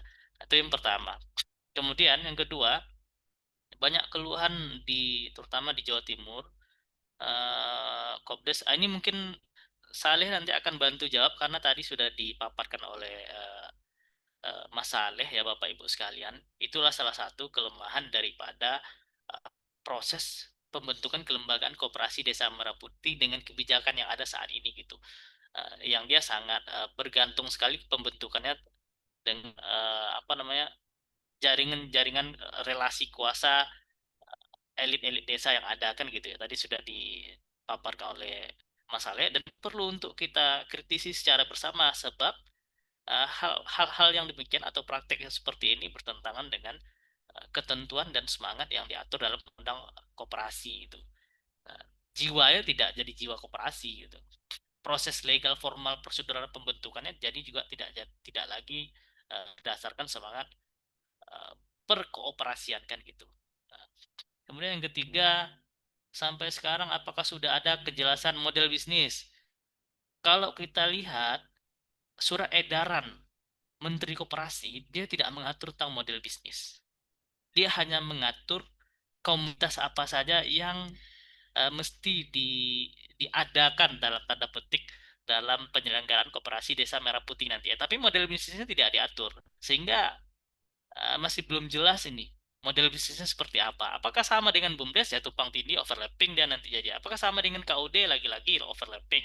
Nah, ini yang juga tadi persinggungan antar kelembagaan yang dibahas oleh Mas Hale di dalam pembahasannya gitu. Jadi belum ada Pak ini model bisnis yang bagus ya dari Koperasi Desa Merah Putih saat ini belum ada. Karena juga prototipenya belum ada kan ya kan gitu. Kemudian ini mungkin Koperasi Desa Merah Putih terinspirasi dari negara lain. Nah, oke, Bapak Ibu sekalian, kalau kita mau coba mengkomparasikan praktek koperasi yang ada di negara kita dengan di luar negara kita, tentu nanti kita harus mempertimbangkan juga perbedaan sistem hukum yang ada. Pertama, apakah sistem hukum kita sama dengan contoh kasus di Barcelona misalkan? Karena seringkali saya tidak tahu kasus Barcelona secara detail ya atau Spanyol secara detail, tapi seringkali di beberapa negara yang berada di luar Indonesia, koperasi itu tidak diatur secara legal formal melalui oleh pemerintah gitu. Tidak diatur perundang-undang sehingga dia pure koperasi itu merupakan produk private atau dijalankan oleh sektor swasta dalam hal ini warga negara tanpa ada intervensi negara gitu. Kalau kita kan enggak, kita melembagakan koperasi itu ada kementeriannya, ada dinasnya, ya, pengawas kan gitu. Nah, itu juga perlu kita pertimbangkan dalam melakukan komparasi. Sehingga apakah terinspirasi atau tidak ini kita perlu tanyakan ke yang merumuskan Koperasi Desa Merah Putih ini gitu, Pak. Nah, saya pikir itu untuk merespon yang ini. Ada lagi atau yang lain juga ikut Ran? Atau satu-satu dulu ini? Masih di mute. Nah, Oke, sorry. Oke, boleh Mas mau dilanjutkan ke bawah? Ada lagi pertanyaan selanjutnya dari Mas oh Dedi gitu. Azari. Jika Koperasi Merah Putih tidak memiliki dasar hukum yang jelas, maka apabila Ya, terjadi penyalahgunaan, oke. bisakah itu dijadikan alasan untuk menghindari sanksi? Ya, pertama meskipun pembentukan Kopdes ini regulasinya longgar, dia masih blur. Kalau dalam keyakinan iman kami seorang muslim, innal halala bayyinun wa innal harama bayyinun wa bainahuma umurun mustabihatun. Ini yang mustabihat ini yang harus kita hindari gitu. Nah, sudahlah longgar tapi tetap dilaksanakan. Ternyata dalam perjalanannya ada penyalahgunaan, ada perbuatan melawan hukum, ada potensi-potensi tindak pidana yang sudah kami uraikan tadi misalnya. Apakah kemudian, saya nggak bisa dihukum karena juga nggak jelas kok ini peraturan perundang-undangan mendasari pembentukan kelembagaan dari koperasi. Nggak bisa kerentanan kelonggaran regulasi yang ada dalam proses pembentukan koperasi Desa Merah Putih dijadikan sebagai alibi nanti untuk kemudian bebas dari tuntutan tindak pidana maupun sanksi administratif dalam proses penyelenggaraan koperasi Desa Merah Putih. Nggak bisa, Pak. Kalau memang sudah terjadi dan itu dibuktikan secara kausa verba bersalah, maka dia akan tetap ditindak secara hukum. Oke. Kemudian mana lagi pertanyaan ini, Ran? Dari mulai Adil Saragih nih, Mas. Apa yang harus dilakukan pemerintah sehingga ke depan tidak ada lagi pelanggaran undang-undang sehingga pengurus Koperasi Merah Putih tidak Ya, ragu-ragu Pak. menjalankan. Baik. Pertama, hentikan dulu nih program koperasi Desa Merah Putih. Nah, hentikan dulu. Ini harus di freeze dulu, di stop dulu. Kalau memang pemerintah tidak berani misalkan untuk membatalkan, minimal di stop dulu. Perlu dikaji ulang lagi pembentukan koperasi ini. Lagi-lagi koperasi desa kita itu heterogen. Tolong Bapak Presiden, Bapak Menteri semua. Desa kita itu heterogen. Jangan kemudian kita mau menghomogenkannya. Bineka Tunggal Ika itu tidak tercermin di dalam pembentukan koperasi desa Merah Putih yang ada saat ini gitu. Sehingga sangat jauh dari spirit dan semangat Pancasila. Itu yang juga harus kita tekankan. Nah, oleh karena itu kalau ditanya apa yang harus dilakukan oleh pemerintah, ya hentikan dulu nih program koperasi Desa Merah Putih. Jangan dikebut untuk kemudian nanti di launching pada saat hari koperasi misalnya gitu. Nggak perlu. Ya. Ini kan kesannya hanya untuk gimmick-gimmick momentum politik kan. Oleh karena itu nggak bagus. Desa nggak perlu momentum politik apa gimmick-gimmick politik itu desa nggak perlu. Rakyat tuh perlu seperti yang disampaikan oleh Pak Kades tadi. Apa yang diperlukan oleh rakyat adalah bahwa ekosistem perekonomian di desa itu bisa berjalan dengan baik sehingga masyarakat juga sangat nih ikut musrembang dan segala macamnya kayak gitu. Untuk aktif lah di desa gitu. Ini kayaknya salah satu penanggap kita sudah bisa bergabung. Gimana? Ran? Gimana, Ran? Ya, boleh. Silakan, Pak Ari. Pak Ari, halo Pak Ari. Halo. Ya, akhirnya Pak Ari. Alhamdulillah. Suaranya. Baik Pak Ari, selamat datang di virtual. Selamat siang Ibu. Sudah ditunggu-tunggu dari tadi Pak Ari. Baik, Siap, Pak Ari. Ya, semoga Pak Ari sehat-sehat di sana. Baik Pak Ari, mungkin ya, boleh langsung bercerita nih Pak Ari mengenai Koperasi Desa Merah Putih begitu. Siapa saja sih pihak yang dalam inisiasi pembentukan koperasi, kemudian apakah memang warga itu ikut terlibat? Kalau memang warga terlibat, sejauh mana warga itu terlibat? Begitu Pak Ari. Baik, makasih.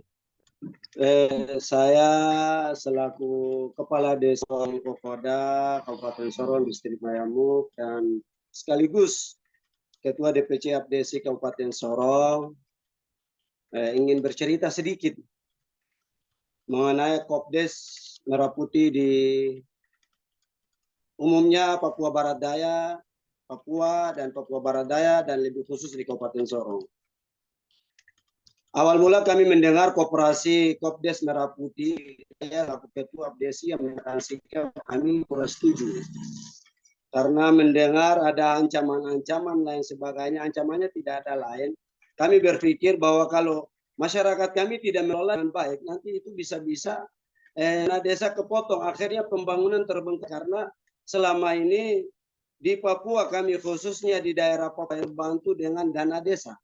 Karena adanya dana desa ini pembangunan merata di desa-desa, kampung-kampung, walaupun di dalam pedalaman, dalam hutan, bisa jalan tembus, walaupun itu lewat liku, naik gunung, turun gunung, kami bisa menembus jalan dengan adanya dana desa.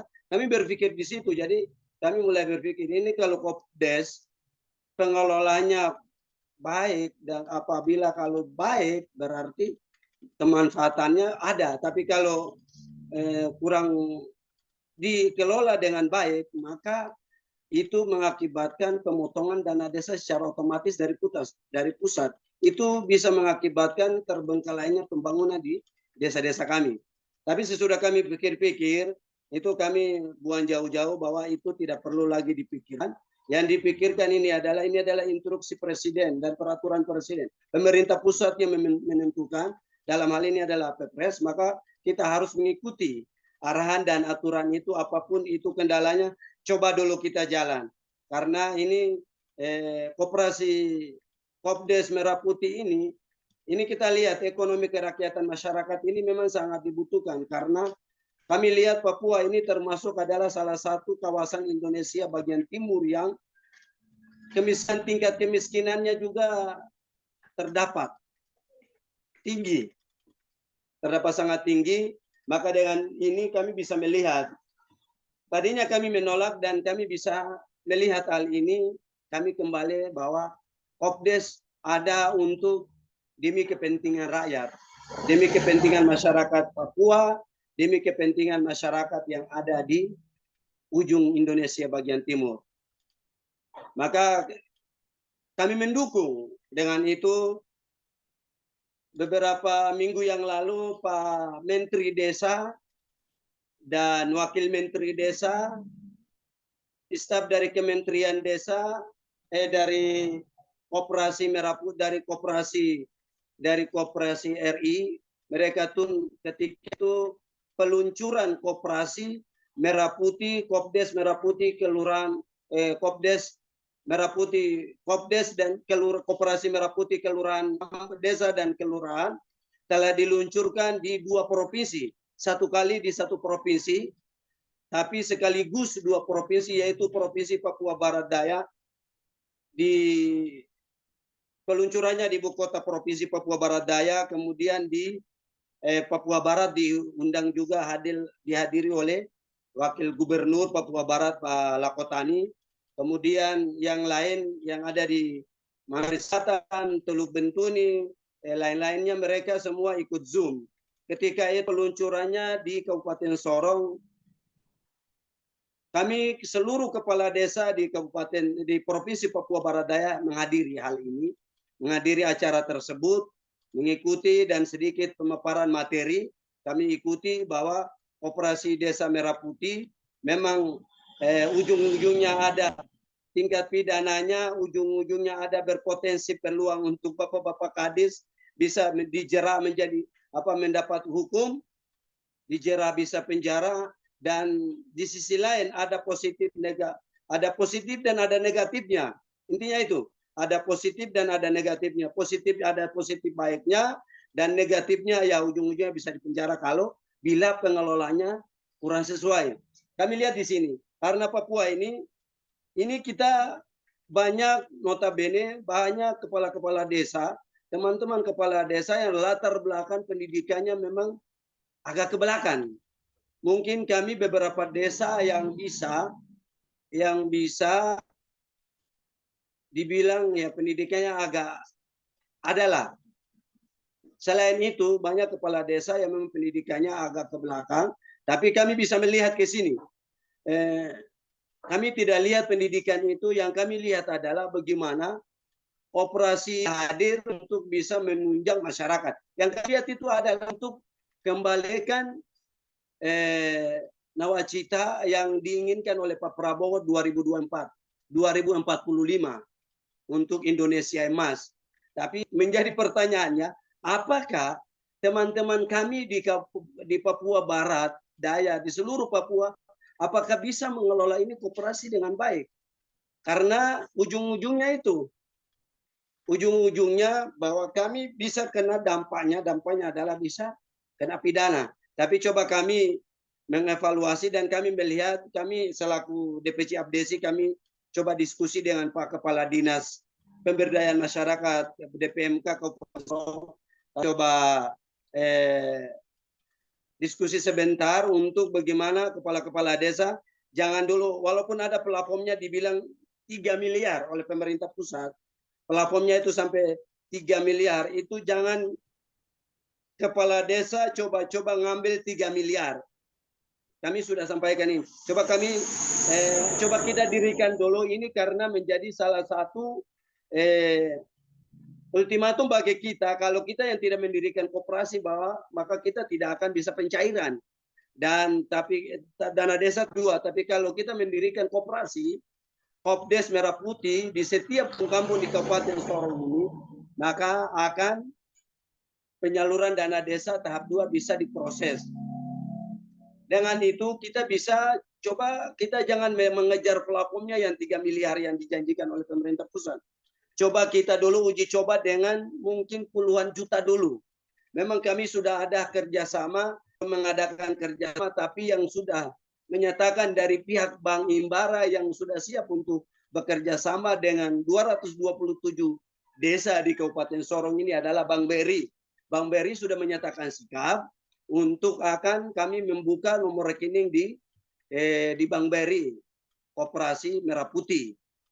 Dengan itu kami coba mendirikan dulu, kemudian coba kami mengajak teman-teman kepala desa untuk jangan dulu mengambil pinjaman yang mungkin ratusan sampai bahkan bisa miliaran. Coba kita mencoba dengan puluhan juta dulu. Mungkin 25 ke atau 20 juta ke atau 50 juta untuk mengantisipasi hal-hal yang tadi saya ikuti tadi dari awal itu adalah itu bisa berujung hukum, berujung bisa pidana. Kepala desanya, bapak-bapak kadesnya bisa dipidana. Tapi di sini kami kepala desa jujur, Bapak Ibu narasumber, kami di sini memang agak sensitif, agak rawan. Rawannya kenapa? Kalau kita suruh pengurus koperasi desanya bukan orang kita, ya, kita memang menyuruh orang, bukan orang, karena aturannya memang begitu. Jangan kita menyuruh orang kita, tapi kita sebagai kepala desa adalah pengawas. Tapi kita menyuruh masyarakat, kita mengangkat, menunjuk 5 orang masyarakat yang harus menjadi pengurus koperasi Desa Merah Putih. Itu mereka itu adalah orang yang matematikanya bagus lah. Jangan matematikanya kurang bagus nilainya ketika dia sekolah.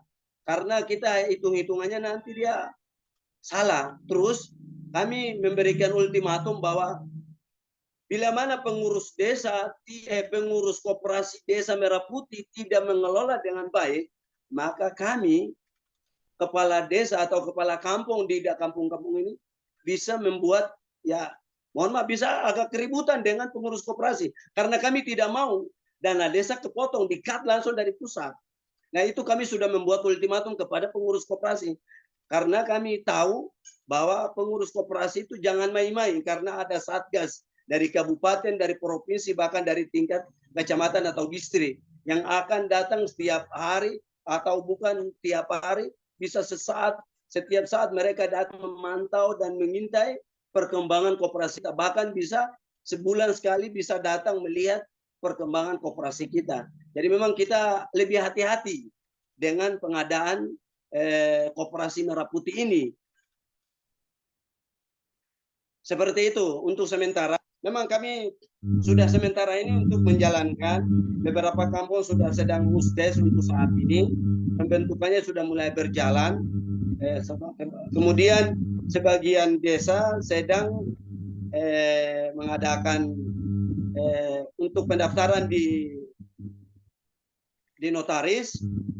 Dengan itu kami waktu kegiatan peluncuran Kopdes Merah Putih dengan Pak Menteri, saya selaku Ketua Desi yang langsung menanyakan kepada Pak Menteri Desa, langsung saya tanya di kegiatan tersebut, saya tanya bahwa kira-kira dana modal awal dari pembentukan koperasi ini memang harus diambil dari 3%. Andai kata kalau 3%-nya tidak mendukung, apakah bisa diambil di luar dari 3%, tapi itu dana desa. Pak Menteri jawabannya tidak, tetap pakai dana desa 3% operasional itu. Tetap pakai 3%, namun di satu sisi kami dikasih keringanan sedikit oleh Pak Gubernur Papua Barat Daya, Pak Elisa Kambo sendiri yang langsung menjawab bahwa nanti ada dana tidak terduga yang akan mendanai untuk pembentukan dan awal pembentukan koperasi desa khususnya di Provinsi Papua Barat Daya. Jadi dengan itu kami alhamdulillah kami agak semangat. Ya, tidak ada salahnya coba kita maju dulu, yuk. Kita jangan minder, kita jangan mundur. Apa yang sudah dikasih oleh pemerintah pusat, pada prinsipnya saat ini kami akan siap, insya Allah akan menjalankan amanah undang-undang, amanah pemerintah pusat, amanah yang dikeluarkan diinstruksikan oleh Pak Presiden. Kami siap menjalaninya, insya Allah. Baik buruknya coba kita lihat, jangan kita lihat yang baiknya, tapi kita lihat dulu yang buruk-buruknya, apa dampaknya, dan itu kita segera antisipasi, kita menjaga, dan kita harus dengan hati-hati bisa mengangkat dan bisa dengan hati-hati bisa mengelola koperasi Desa Merah Putih. Ini juga akan membantu masa depan ekonomi masyarakat kami. Itu yang kami melihat sekarang ini, Mbak. Dan Bapak Ibu narasumber. Baik, terima kasih Pak Ari untuk tanggapannya. Jadi kalau saya boleh rangkum gitu ya dari ketiga penanggap kita hari ini, bahwa dari kacamata kepala desa dan juga masyarakat kepala desa, koperasi Desa Merah Putih memang merupakan suatu angin segar begitu ya, sebuah harapan bagi masyarakat desa. Namun kembali lagi bahwa rapuhnya pondasi hukum di sini, kemudian adanya instruksi yang sifatnya top down dari pusat hingga membuat kebingungan begitu di antara perangkat desa maupun juga masyarakat desa, baik itu secara model bisnis, kemudian juga kelembagaan, pengelolaan koperasi desa, hingga ke dana desa. Jadi ada ketakutan begitu mengenai pengembalian pinjaman nanti yang akan memengaruhi hak desa terhadap pengelolaan dana desanya sendiri, begitu. Mas Saleh dan juga Mas Zaki beserta Bapak Ibu hadirin di Zoom meeting, sepertinya waktu kita sedikit sangat terbatas gitu ya hari ini. Mungkin kita langsung ke closing statement untuk Mas Zaki dan juga Mas Saleh, mungkin tadi ada sedikit yang mau ditambahkan dari pertanyaan-pertanyaan atau pertanyaan yang belum terjawab, gitu. Silakan Mas Zaki. Iya, saya izin sebentar merespon bahwa kalau tadi dikatakan dana desa itu tidak akan menjadi semacam apa namanya, tidak akan menjadi semacam modal dalam penentuan ini, tapi ketentuan lain itu berkata sebaliknya, Bapak Ibu sekalian. Kalau kita lihat apa namanya, instruksi Menteri Keuangan ya, itu jelas sekali dalam poin terakhir itu menyatakan bahwa penyaluran dana desa tahap 2 akan dilakukan setelah dokumen ya pembentukan dana desa itu diunggah dan itu dijadikan modal awal. Dan itu sudah sangat clear ya disampaikan dalam instruksi Menteri Keuangan. Di sana disebutkan penyaluran dana desa tahap 2 akan dilakukan setelah dokumen perangkat mengenai pembentukan dana desa itu terupload ya, terunggah dan dapat digunakan sebagai modal awal pembentukan dana desa. Jadi artinya nanti ya Bapak Ibu sekalian, dana desa tahap 2 itulah yang dipakai sebagai modal awal. Artinya dana desa dipakai sebagai modal awal pembentukan koperasi desa Merah Putih. Nanti surat edarannya bisa kita buka. Tadi sebenarnya saya mau buka tapi karena keterbatasan waktu. Nah, kemudian saya ingin menjawab beberapa pertanyaan yang tadi belum sempat dijawab ya. Misalkan apakah ada potensi pencucian uang ya.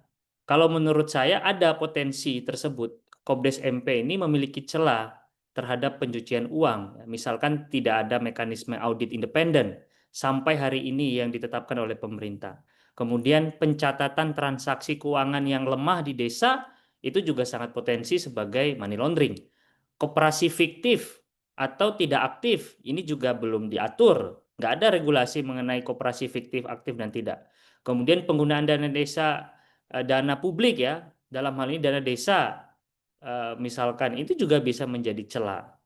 Dan kemudian banyak keluhan ya, misalkan di Jawa Timur ya, soal pengurus Kopdes yang keluarga dan sebagainya. Maka tidak ada pengaturan kelembagaan yang jelas mengenai Kopdes ini juga bisa menjadi catatan. Makanya Celios itu mencatat bahwa pengangkatan pengurus lebih banyak bersifat politis, informal, bahkan tidak melalui mekanisme yang clear, ini juga akan bertentangan. Penunjukan pengurus berbasis kekerabatan ini juga bermasalah ya dari sisi hukum. Lantas apa upaya-upaya hukum yang bisa kita ambil? Misalkan jalur hukumnya, misalkan kalau dia itu keputusan, kita bisa gugat ke PT UN ya, ke gugatan tata usaha negara jika itu adalah keputusan administrasi. Nah, atau kita bisa melakukan gugatan citizen lawsuit ya, dapat digunakan untuk menggugat pelanggaran hukum ya warga negara seperti tata kelola, penggunaan dana publik yang tidak transparan ya dan sebagainya. Kita juga bisa menggugat ke ombudsman ya untuk dugaan adanya maladministrasi tadi seperti pengangkatan, penempatan yang tidak clear itu juga bisa kita gugat ke ombudsman. Apabila dia ada indikasi korupsi, tentu KPK, kepolisian, kejaksaan itu juga bisa menjadi basis. Yang paling penting juga Komnas HAM bisa juga menangani masalah ini ya. Jika ada pelanggaran hak warga negara ya, termasuk desa, apa namanya untuk berpartisipasi, ikut serta dalam kegiatan ini atau tidak dilibatkan, ini juga bisa menjadi satu isu yang menarik. Tapi poin kita itu adalah secara instrumen legal, Kementerian Keuangan itu sudah clear ya, mengatakan bahwa pencairan dana desa tahap 2 itu akan menjadi modal awal. Dan ini warning yang sangat serius. Di saat yang sama juga kementerian mendesak Bank Himbara untuk membiayai, dan banyak sekali praktek di daerah-daerah itu, misalkan untuk konteks koperasi simpan pinjam, orang pinjam dananya kemudian tidak mau diangsur, tidak mau dibayar, dan pola-pola pengelolaan koperasi fiktif ini juga masuk dalam skema money laundering yang juga tadi kami khawatirkan akan terjadi. Apalagi sampai hari ini tidak ada mekanisme audit independen yang diatur oleh pemerintah, pencatatan transaksi keuangan juga belum clear sampai hari ini, model bisnis belum diatur, ya. Koperasi fiktif yang aktif tidak aktif antara hidup dan mati ini sangat potensi muncul di desa-desa karena ini ribuan, Bapak Ibu, ada puluhan ribu koperasi yang muncul. BUMDes saja yang sudah sekian tahun juga ada masalah. Kemudian kalau kita kaitkan bagaimana Kopdes Merah Putih dengan Kopdes yang ada di Barcelona misalkan. Secara prinsip pengelolaan Kopdes Merah Putih ini bisa saja kita dorong seperti koperasi yang ada di Barcelona. Tapi ada syarat-syarat penting yang harus kita dorong yang mestinya juga didesain oleh pemerintah. Misalkan akuntabilitas, profesionalitas, ya, partisipasi anggota berbasis kesetaraan, ya, penguatan budaya tata kelola, dan dukungan hukum yang clear. Sampai hari ini belum ada dukungan hukum yang jelas karena semua instrumen hukum dia pakai instruksi surat edaran. Dan koperasi yang ada di Barcelona, Friesland Campina itu dibangun melalui konsolidasi puluhan tahun. Dia tidak dibangun sehari dua hari, tapi dia dibangun dalam jangka waktu yang cukup panjang. Nah, karena dia berbasis pada pasar, inovasi produk, serta tidak dipaksa dari pemerintah pusat. Ingat ya, pembentukan koperasi Friesland Campina yang ada di Barcelona itu tidak dipaksa oleh pemerintah pusat, tapi dia berbasis pada masyarakat dan berbasis pada pasar dan inovasi produk. Ini yang membuat dia berbeda dengan konstruksi koperasi Desa Merah Putih yang hari ini dirancang oleh pemerintah. Barangkali itu Mbak Rani. Baik, terima kasih Mas Saleh untuk tanggapannya begitu. Waktu kita sangat singkat sekali ini hari ini begitu. Mungkin dari Mas Zakiul ada lagi yang ingin disampaikan? Atau sudah cukup? Baik, Rani, begini, Bapak Ibu sekalian, kami mohon maaf ya karena tidak dapat merespon satu persatu dan memberikan kesempatan untuk open mic ke semua peserta pada hari ini karena keterbatasan waktu kami, gitu ya. Karena juga sudah ada ini ya, mantan bupati dari NTT. Jadi kami mohon maaf Bapak untuk kesempatan ini, insya Allah kita bertemu di lain kesempatan ya. Bapak Ibu sekalian, dengan kondisi longgarnya tanda petik ya dasar hukum untuk pembentukan koperasi Merah Putih yang ada saat ini, saran kami adalah agar kita bukan lebih hati-hati, tapi sangat hati-hati sekali untuk menentukan sikap dalam ikut terlibat secara aktif dalam proses pembentukan koperasi ini. Karena ketika pelanggaran-pelanggaran, potensi pelanggaran yang sudah kami petakan tadi terjadi, maka tidak ada lagi dalih bagi kita untuk kemudian mundur ke belakang. Tidak ada. Proses hukum akan tetap dilanjutkan.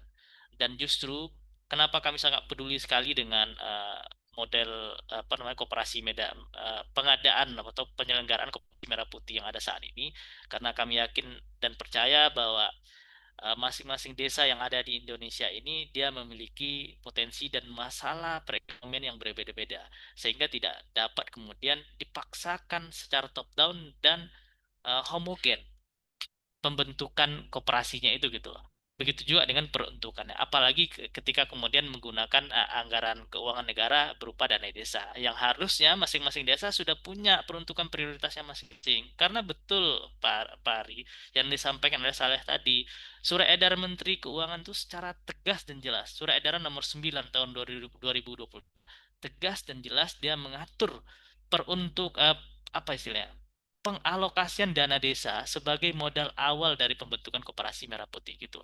Bukan pembentukan tapi penyelenggaraan koperasi Merah Putih. Nah, oleh karena itu kami melihat ini adalah bentuk suatu pelanggaran hukum. Kalau dari perspektif hukum ini pelanggaran hukum. Kita tidak bisa wala talbisul haqqo bil batil kan ya. Jangan kita campur adukkan antara yang hak dengan yang batil. Maka kami teguh dalam pendirian bahwa hukum ini melanggar. Ada kondisi namanya tuh unrahmatic overstep, suatu potensi perbuatan melanggar hukum yang dilakukan oleh siapa? Pemerintah kita sendiri. Maka oleh karena itu kami minta pemerintah untuk stop dulu ini, di freeze dulu dan lakukan evaluasi yang mendalam terhadap proses penyelenggaraan koperasi Merah Putih yang ada ini gitu. Saya pikir itu Rani, dan lagi-lagi lebih berhati-hati dalam menentukan sikap untuk terlibat dalam koperasi Merah Putih. Baik, terima kasih Mas Zaki dan juga Mas Saleh untuk materinya siang ini. Dari awal kita dengarkan bahwa banyak sekali ya potensi pelanggaran hukum, kemudian ancaman bagi perangkat desa itu sendiri dalam penyelenggaraan Koperasi Desa Merah Putih. Ya, harapannya adalah pemerintah dapat mengevaluasi mengenai Koperasi Desa Merah Putih ini dan tidak terburu-buru untuk meluncurkan Koperasi Desa Merah Putih nanti di hari koperasi. Baik, Bapak Ibu, terima kasih banyak untuk waktu yang sudah diluangkan bersama kami hari ini. Gitu. Mohon maaf kami tidak bisa menjawab dan menanggapi semua pertanyaan. Kami juga mohon maaf apabila terdapat salah-salah kata. Untuk mengakses materi dapat ke website Selios dan juga untuk menonton tayangan ulang dapat melalui YouTube Selios yang sudah saya list di kolom chat. Baik, karena terbatasnya waktu, penutup dari Mas Zaki tadi sekaligus mengantarkan kita pada akhir acara sesi kita hari ini. Terima kasih untuk waktunya, selamat siang dan sampai bertemu di lain kesempatan. Terima kasih.